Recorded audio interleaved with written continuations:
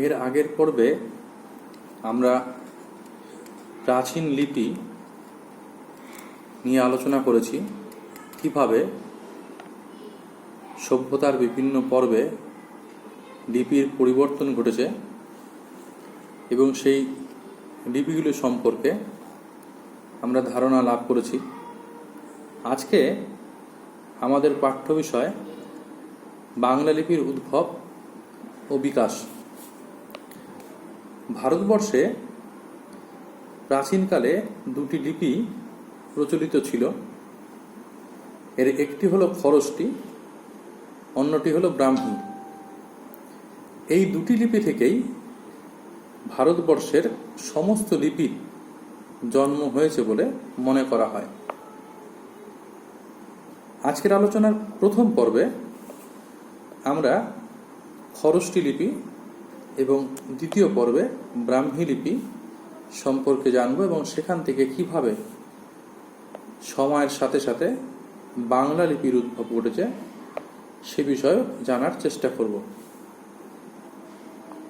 প্রথমত বলা দরকার যে আর্যরা ভারতবর্ষে প্রবেশ করার আগে উত্তর পশ্চিম ভারতে নোমাডিক আর্য বা যাদেরকে আমরা যাযাবর জাতি বলতে পারি, তারা জলপথে এসেছিল বলে প্রমাণ পাওয়া যায়। আর্যদের আগমনের আগে এই বঙ্গদেশে যারা বাস করত তারা ছিল নেগ্রিটো বা নিগ্রোবটু সম্প্রদায়ের মানুষ। উত্তর পশ্চিম দিক থেকে যখন আর্যরা প্রবেশ করলো তখন তাদের আক্রমণ আর অত্যাচারের কারণেই সম্ভবত এই নেগ্রিটো বা নিগ্রোবটু সম্প্রদায়ের মানুষরা আন্দামান নিকোবর দ্বীপপুঞ্জ, বাংলা এবং উড়িষ্যার যে উপকূলবর্তী অঞ্চল সেই অঞ্চলগুলোতে ছড়িয়ে পড়ে। আর্যরা এদেশে আসার আগে এই শুধুমাত্র যে নেগ্রিটো সম্প্রদায়ের মানুষরাই এখানে বসবাস করত এমনটা নয়, এর সাথে অস্ট্রিক, দ্রাবিড় ইত্যাদি সম্প্রদায়ের মানুষরাও এখানে বসবাস করত। বস্তুত এই অস্ট্রিক, দ্রাবিড়, নেগ্রিটো এবং আর্যদের মিশ্রণের ফলেই বাঙালি জাতির উদ্ভব ঘটেছে বলে ঐতিহাসিকরা মনে করে থাকেন। 1300 থেকে 1100 খ্রিস্টপূর্বাব্দ নাগাদ মেসোপটেমিয়ার আরামিক নামক যে সেমেটিক জাতিটি রয়েছে সেই জাতির মানুষজন ভারতবর্ষে চলে আসে। আমরা লক্ষ্য করে দেখেছি যে এই আরামীয় যে লিপি, সেই আরামীয় লিপির সাথে আমাদের আজকের যে প্রথম পাঠ্য অর্থাৎ খরষ্টি লিপি, এই খরষ্টি লিপির অনেকটা সাদৃশ্য রয়েছে। বহু ভাষাবিজ্ঞানী বা লিপিবিজ্ঞানীরা এটা মনে করে থাকেন যে আরামীয় লিপি থেকেই নাকি খরষ্টি লিপির জন্ম। প্রাচীনকালে ভারত, সিরিয়া, আরব, মেসোপটেমিয়া ইত্যাদি অঞ্চলগুলো জুড়ে যে বাণিজ্যিক যোগসূত্র গড়ে উঠেছিল এটা অস্বীকার করা যায় না। বহু ঐতিহাসিকই সেটা স্বীকার করে থাকেন এবং ওই সমস্ত বাণিজ্যিক আদান প্রদানগুলোর ক্ষেত্রে এই আরামীয় লিপি ব্যবহৃত হতো এবং ভারতীয় যে বণিকরা রয়েছেন তারাও এই লিপির ব্যবহার জানতেন বলেই মনে করা হয়ে থাকে। তো সেই জায়গা থেকেই, সেই সূত্র থেকেই ভারতবর্ষে সম্ভবত খরষ্টি লিপির উদ্ভব হয়েছিল। এখন এই যে খরষ্টি, খরষ্টি শব্দটি এসছে হলো খরষ্ট শব্দ থেকে, যার অর্থ হলো গর্ধবের ওষ্ঠ। আসলে এই যে লিপি, এই লিপির দীর্ঘ বর্ণগুলি গর্ধব বা গাধা, তার ওষ্ঠ ঠোঁটের মতো, তাই সেই কারণে এই লিপির নাম নাকি খরষ্টি লিপি, এমনটাই পার্বতীচরণ ভট্টাচার্য তিনি মনে করে থাকেন। এবং এ প্রসঙ্গে আরেকটা কথা বলা হয়ে থাকে, আরেকটি মত রয়েছে খরষ্টি নামটি কোথা থেকে এসছে। অধ্যাপক লেভি তিনি বলেছেন যে খরষ্ট নামক কোনো একটি জাতির নাম থেকেই নাকি এই খরষ্টি লিপি নামটি এসছে এবং এই লিপিটি লেখা হতো ডান দিক থেকে বাম দিকে, অর্থাৎ আমরা যেমনভাবে লিখি, আমরা বাম দিক থেকে ডান দিকে লিখি, তার ঠিক উল্টো দিকে এটা লেখা হতো। মনে করা হয়ে থাকে যে 300 খ্রিস্টপূর্বাব্দ নাগাদ এই লিপি ভারতবর্ষে চলে আসে এবং তারপর থেকে সেখানে ভারতবর্ষ থেকে সেটা মধ্য এশিয়া, উত্তর পশ্চিম সীমান্ত অঞ্চল ইত্যাদি জায়গাতে এটা ছড়িয়ে পড়ে এবং ধীরে ধীরে একটা সময় আনুমানিক 5ম শতাব্দী নাগাদ এই লিপিটি বিলুপ্ত হয়ে যায়। এই যে খরষ্টি লিপি, এই খরষ্টি লিপির নিদর্শন আমরা বহু জায়গা পাই, যেমন অশোকের যে অনুশাসন, সেই অশোকের অনুশাসনগুলি যেমন মানসেরা এবং শাহবজিগরি, এই সমস্ত যে শিলালেখ, সেই শিলালেখগুলিতে এই খরষ্টি লিপির নিদর্শন পাওয়া যায়। এছাড়া পারস্যের সম্রাট প্রথম দারায়ুস, তার লিপিতেই তার যে লিপি, সেখানেও এই খরষ্টি লিপির ব্যবহার দেখতে পাওয়া যায়। তবে এর পরে একটা সময় আসে যখন এই খরষ্টি লিপিকে সরিয়ে দিয়ে আস্তে আস্তে প্রধান যে লিপির ভূমিকা, সেই লিপির ভূমিকাতে অবতীর্ণ হয়ে পড়ে ব্রাহ্মী লিপি। আমাদের এই যে আলোচনা, এই আলোচনার দ্বিতীয় পর্বে আমরা যে লিপিটা পড়ব সেই লিপি অর্থাৎ ব্রাহ্মী লিপি। তবে প্রসঙ্গত এই কথা বলে রাখা দরকার যে এই যে খরষ্টি লিপি ভারতের উত্তর পশ্চিম সীমান্তে সেমেটিক শাখার যে ভাষাগুলি, যার মধ্যে আরবি পড়ে, তার জন্য অবশ্য এই খরষ্টি লিপি ব্যবহার করা হতো। তো আমরা এরপরে আসবো হলো আমাদের দ্বিতীয় যে আলোচনা অর্থাৎ ব্রাহ্মী লিপি, সে সম্পর্কে। ভারতবর্ষের বেশিরভাগ লিপিরই উৎস হলো ব্রাহ্মী লিপি। অশোকের শিলালিপিতে এই লিপির ব্যবহার করা হয়েছে আনুমানিক 300 খ্রিস্টপূর্বাব্দে। ব্রাহ্মী লিপির উৎস সম্পর্কে লিপি বিশারদদের মধ্যে বিভিন্ন মতভেদ থাকলে পরেও একথা তারা স্বীকার করে নেন যে প্রাচীন ও আদি মধ্যযুগে বিভিন্ন অসেমিটিক ভাষা, যেমন ধরো বৈদিক, সংস্কৃত, পালি, প্রাকৃত ইত্যাদি, এগুলির প্রকাশে এই ব্রাহ্মী লিপি ব্যবহার করা হয়েছে। ব্রাহ্মী লিপির উৎপত্তি সম্পর্কে গবেষকদের মধ্যে মতভেদ রয়েছে। আগেই বলেছি, অনেকে মনে করে থাকেন যে ব্রাহ্মী লিপি এসছে আরামীয় লিপি থেকে। এবার কেউ কেউ মনে করে থাকেন যে ব্রাহ্মী লিপি সিন্ধু লিপি থেকে সৃষ্টি হয়েছে। ভারতবর্ষে ব্রাহ্মী লিপির যে প্রভাব, সেই প্রভাব বহুদূর পর্যন্ত বিস্তৃত হয়েছিল এবং যে কারণে ভারতবর্ষের বেশিরভাগ লিপি উৎস হলো এই ব্রাহ্মী। তো আমরা যেহেতু ব্রাহ্মী লিপির বিস্তৃতি বহুদূর পর্যন্ত, সেই জন্য আমরা ব্রাহ্মী লিপির ক্ষেত্রে 3টে আঞ্চলিক রূপ দেখতে পাই। এই 3টে আঞ্চলিক রূপে একটি হলো উত্তর ভারতীয় রূপ, একটি হলো দক্ষিণ ভারতীয় রূপ, আর একটি হলো বহির্ভারতীয় রূপ। খ্রিস্টীয় প্রথম শতকে নাগাদ ব্রাহ্মী লিপির এই যে আঞ্চলিক শ্রেণীবিভাগটি, সেই শ্রেণীবিভাগটি গড়ে ওঠে এবং পরবর্তীকালে এই 3টি শ্রেণীবিভাগ থেকে বিভিন্ন ভাষার লিপি তৈরি হয়। যেমন উত্তর ভারতীয় যে রূপটি রয়েছে, কালক্রমে সেখান থেকে বাংলা, ওড়িয়া, অসমিয়া, হিন্দি, দেবনাগরী প্রভৃতি বিভিন্ন লিপির সৃষ্টি হয়।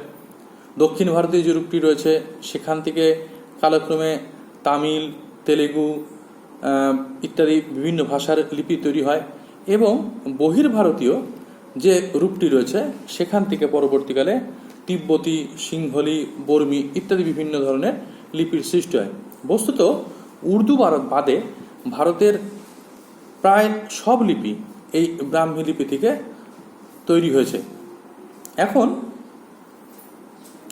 এই যে ব্রাহ্মী লিপির 3টি আঞ্চলিক রূপ, অর্থাৎ যাকে আমরা বলেছিলাম যে উত্তর ভারতীয় রূপ, দক্ষিণ ভারতীয় রূপ এবং বহির্ভারতীয় রূপ, সেই উত্তর ভারতীয় রূপ থেকে পরবর্তীকালে কিভাবে বাংলা ভাষার সৃষ্টি হলো, উৎপত্তি হলো, সেটা আমাদের এই পর্বের আলোচ্য বিষয়। ব্রাহ্মী লিপি থেকে যে উত্তর ভারতীয় লিপিটি গড়ে ওঠে, তা পুরোপুরি বিকশিত হয়ে একটি বিশিষ্ট রূপ ধারণ করে চতুর্থ-পঞ্চম শতকে। যে সময় ভারতবর্ষে গুপ্ত যুগ চলছে, সেই কারণেতে এই যে লিপিটি, উত্তর ভারতীয় এই লিপিটিকে বলা হয়ে থাকে গুপ্তলিপি। পরবর্তীকালে অবশ্য এই গুপ্তলিপি দুটি আঞ্চলিক শাখায় বিভক্ত হয়ে পড়ে। একটি এর পূর্বী শাখা, অন্যটি এর পশ্চিমী শাখা। এবং এই যে পূর্বী ধারাটা, এই পূর্বী ধারা পরবর্তীকালে আবার দুটি ভাগে বিভক্ত হয়ে যায়, একটি হলো পূর্বী ও অন্যটি হলো পশ্চিমা। আনুমানিক ৬ষ্ঠ শতাব্দীতে এই যে পশ্চিমা শাখা, এই পশ্চিমা শাখা থেকে একটি নতুন লিপির সৃষ্টি হয়, যাকে আমরা বলে থাকি সিদ্ধ মাতৃকা লিপি। এবং পরবর্তীকালে খ্রিস্টীয় ৭ম শতকে এই সিদ্ধ মাতৃকা লিপির একটি জটিলতর রূপ আমরা প্রত্যক্ষ করি, যে জটিলতর রূপটিকে আমরা বলে থাকি কুটিল লিপি। লিপি বিশেষজ্ঞরা এই জটিল রূপটিকে বলে থাকেন কুটিল লিপি। এবং পরবর্তীকালে এই কুটিল লিপি থেকেই সৃষ্টি হয় আনুমানিক ১০ম শতাব্দী নাগাদ সৃষ্টি হয় হলো বাংলা লিপির। ডক্টর সুকুমার সেন বলেছেন যে এই মত পোষণ করেন যে এই কুটিল লিপি থেকেই নাকি বাংলা লিপির সৃষ্টি। শুধু তাই নয়, এই কুটিল লিপি থেকেই ভারতের বহু প্রচলিত যে নাগরী লিপি বা দেবনাগরী লিপি তারও বিকাশ ঘটে। কাজেই আমরা যেমন বলে থাকি যে অনেকেই বলে থাকি যে দেবনাগরী থেকে নাকি বাংলার সৃষ্টি, তা কিন্তু নয়। বাংলার সৃষ্টি যেটা, সেটা হলো যে একই সময় সমান্তরালভাবে কুটিল লিপি থেকেই দুটো স্বতন্ত্র ধারায়, একদিকে যেমন দেবনাগরী লিপির তৈরি হয়েছে, আবার অন্যদিকে ঠিক তেমনিভাবে বাংলা লিপিরও বিকাশ ঘটেছে। অর্থাৎ একথা বলা যেতেই পারে যে নাগরী বা দেবনাগরী লিপি থেকে বাংলার জন্ম হয়নি। তবে অবশ্য নাগরী লিপির কিছু প্রভাব যে পুরনো বাংলা লিপি তার উপরে পড়ে থাকলেও থাকতে পারে। তো এইভাবে বিভিন্ন ঘাত প্রতিঘাতের মাধ্যমে বিভিন্ন শাখা এবং উপশাখায় বিভক্ত হয়ে যে ব্রাহ্মী লিপি একটা সময় গোটা ভারতের একটা বিরাট অংশে ছড়িয়ে পড়েছিল, সেই বিরাট অংশ থেকে, সেই ব্রাহ্মী লিপি থেকে আস্তে আস্তে তার বিভিন্ন শাখা প্রশাখার পদ পেয়ে একটা সময় বাংলা লিপি জন্ম হয়। এবং পরবর্তীকালে সেই বাংলা লিপির আরও বিভিন্ন ধরনের পরিবর্তন ঘটে থাকে। আমরা বাংলা লিপির যে নিজস্ব রূপ, সেই নিজস্ব রূপ মোটামুটি যে সময় প্রত্যক্ষ করি সেটা হলো খ্রিস্টীয় ৯ম-১০ম শতাব্দীতে। এবং সেই সময়তে আমরা যদি পাল যুগের যে তাম্র শাসন এর নিদর্শন আমরা পেতে পারি, সেই প্রত্ন বাংলার যে নিদর্শন, সেই নিদর্শন আমরা পাবো হলো পাল যুগের যে বিভিন্ন তাম্র শাসন রয়েছে, এবং সেই তাম্র শাসনগুলোতে আমরা সেটা প্রত্যক্ষ করে থাকি। পালেদের পর আসে হলো সেন বংশ, সেটা হলো একাদশ-দ্বাদশ শতাব্দীতে। সেই সময় তো বাংলা লিপির বিশেষ কিছু পরিবর্তিত রূপ। সেন যুগে এসে আমরা বাংলা লিপির আরও বেশ কিছু পরিবর্তন লক্ষ্য করি। একাদশ-দ্বাদশ শতকে সেন যুগেতে কিছু পরিবর্তন লক্ষ্য করা যায় এবং বাংলা লিপির কিছু বিবর্তনের চিহ্ন আমরা সে সময় দেখতে পাই। যেমন ধরো সেন যুগে চ, ছ, ঝ, ট, মূর্ধন্য, হ এই সমস্ত যে কতগুলো অক্ষর বাদ দিয়ে বাকি যে অক্ষরগুলো রয়েছে, সেই অক্ষরগুলো সুগঠিত রূপ ধারণ করতে থাকে এবং ধীরে ধীরে এইভাবে বিভিন্ন পরিবর্তন এবং পরিমার্জনের মধ্যে দিয়েই আধুনিক যে বাংলা বর্ণমালা, সেই বর্ণমালা গড়ে ওঠে। আমরা বাংলা লিপির যে প্রাচীনতম নিদর্শন, সেই প্রাচীনতম নিদর্শন আমরা যেটা পেয়ে থাকি এখনো পর্যন্ত, সেটা হলো খ্রিস্টীয় 14 থেকে 16 শতাব্দীর মধ্যে আনুমানিক যে লিখিত চর্যা গীতিকা বা চর্যাপদ, সেইখানেতে চর্যা গীতিকার পাণ্ডুলিপিতে আমরা প্রাচীন বাংলার লিপির বর্ণমালার নিদর্শন পাই। এবং পরবর্তীকালে এই যে বাংলা লিপির অগ্রগতি, সেই অগ্রগতির চিহ্ন আমরা দেখতে পাই বরু চণ্ডীদাস রচিত যে শ্রীকৃষ্ণ কীর্তন কাব্য রয়েছে, সেই শ্রীকৃষ্ণ কীর্তন কাব্যগ্রন্থের মধ্যে। তবে বাংলা লিপির প্রথম যে পূর্ণাঙ্গ রূপ, সেই প্রথম পূর্ণাঙ্গ রূপ আমরা দেখতে পাই ন্যাথলিয়ান ব্রাসি হালেট সাহেব রচিত যে ব্যাকরণ বই, a grammar of the Bengal language, যেটা 1778 খ্রিস্টাব্দে প্রকাশিত হয়েছিল। সেইখানেতে আমরা প্রথম যে বাংলা লিপির পূর্ণাঙ্গ রূপ তা দেখতে পাই। এবং আমরা জানি যে সেই বাংলা যে লিপির জন্য যে প্রয়োজনীয় অক্ষর, সেই প্রয়োজনীয় অক্ষর তৈরি করেছিলেন যিনি, তার নাম পঞ্চানন কর্মকার এবং চার্লস উইলকিন্স তারা। তো সেই ব্যাকরণেতে বাংলা টাইপ সর্বপ্রথম ব্যবহৃত হলো, অর্থাৎ কিনা যে শ্রীকৃষ্ণ কীর্তনের সময় বাংলা লিপির যে আকৃতি গড়ে উঠেছিল তা ক্রমবিকাশের যে রূপটা, সেই রূপটা আমরা পেলাম হলো এই ব্যাকরণ গ্রন্থে।